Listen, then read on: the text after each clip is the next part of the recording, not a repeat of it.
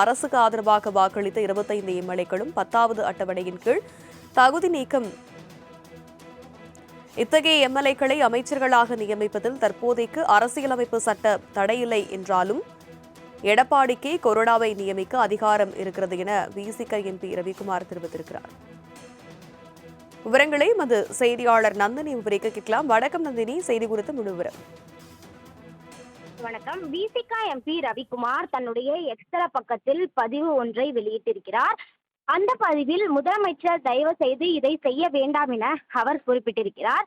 குறிப்பாக சமீபத்தில் நடைபெற்ற நம்பிக்கை வாக்கெடுப்பில் அதிமுகவிலிருந்து பிரிந்து செயல்பட்ட 25 எம்எல்ஏக்கள் தாவேகா அரசுக்கு ஆதரவாக வாக்களித்த நிலையில் இத்தகைய செயல் அரசியலமைப்பின் 10வது அட்டவணையின் கீழ் தகுதி நீக்கத்திற்கு உரியது என்பது மிக முக்கியமான அரசியலமைப்பு சட்ட கேள்வியாகும் எனவும் அவர் குறிப்பிட்டிருக்கிறார்.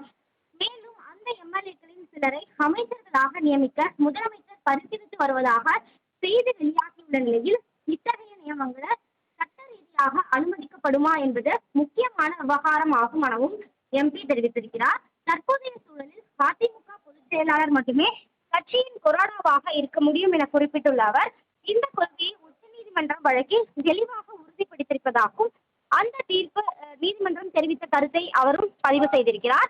அந்த வகையில் தான் பார்த்தோம் என்றால் எம்எல்ஏக்கள் தாவேகாவுக்கு, அதாவது அதிமுக எம்எல்ஏக்கள் 25 பேர் தமிழக வெற்றி கழகத்திற்கு ஆதரவாக வாக்களித்த நிலையில் அவர்களை அமைச்சரவையில் சேர்ப்பது தொடர்பாக தகவல் வெளியாகி வருகிறது. இத்தகைய நியமனங்கள் சட்ட ரீதியாக அனுமதிக்கப்படுமா என்பது தொடர்பாக முதலமைச்சர் ஆய்வு செய்வதோடு இதனை செய்ய வேண்டாம் எனவும் விசிக ரவிக்குமார் தெரிவித்துள்ளது குறிப்பிடத்தக்கது. அரசுக்கு ஆதரவாக வாக்களித்த 25 எம்எல்ஏக்களும் 10வது அட்டவணையின் கீழ் தகுதி நீக்கம். இத்தகைய எம்எல்ஏக்களை அமைச்சர்களாக நியமிப்பதில் தற்போதைக்கு அரசியலமைப்பு சட்ட தடையில்லை என்றாலும் எடப்பாடிக்கு கொறடாவை நியமிக்க அதிகாரம் இருக்கிறது என விசிக எம்பி ரவிக்குமார் தெரிவித்திருக்கிறார். விவரங்களை மது செய்தியாளர் நந்தினி விவரிக்க கேட்கலாம். வணக்கம் நந்தினி, செய்தி குறித்து முழு விவரம். வணக்கம். விசிக எம்பி ரவிக்குமார் தன்னுடைய எக்ஸ்தல பக்கத்தில் பதிவு ஒன்றை வெளியிட்டிருக்கிறார். அந்த பதிவில் முதலமைச்சர் தயவு செய்து இதை செய்ய வேண்டாம் என அவர் குறிப்பிட்டிருக்கிறார். குறிப்பாக சமீபத்தில் நடைபெற்ற நம்பிக்கை வாக்கெடுப்பில் அதிமுகவிலிருந்து பிரிந்து செயல்பட்ட 25 எம்எல்ஏக்கள் தாவேகா அரசுக்கு ஆதரவாக வாக்களித்த நிலையில் இத்தகைய செயல் அரசியலமைப்பின் 10வது அட்டவணையின் கீழ் தகுதி நீக்கத்திற்கு உரியது என்பது மிக முக்கியமான அரசியலமைப்பு சட்ட கேள்வியாகும் எனவும் அவர் குறிப்பிட்டிருக்கிறார்.